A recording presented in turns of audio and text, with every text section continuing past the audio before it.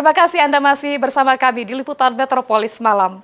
Komandan Pusat Polisi Militer dan Puspom TNI Maijen TNI Yusri Nuryanto Selasa 22 September menyebut prajurit TNI berinisial AF berpangkat Letnan 2 yang memukul pengemudi ojol di wilayah Pontianak, Kalimantan Barat telah berdamai.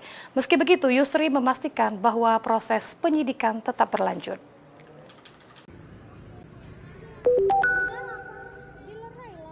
Komandan Pusat Polisi Militer dan Puspom TNI Mayor Jenderal TNI Yusri Nuryanto membenarkan adanya pemukulan yang dilakukan oleh prajurit TNI Angkatan Darat berinisial AF berpangkat Letnan 2 terhadap pengemudi ojek online alias ojol di wilayah Pontianak, Kalimantan Barat.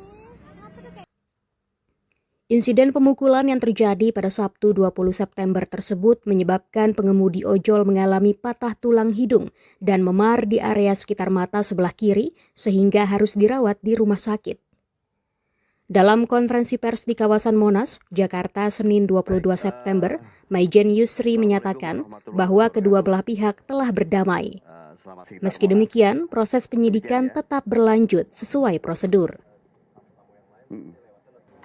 Jadi perlu saya sampaikan bahwa kedua belah pihak sudah berdamai, ya.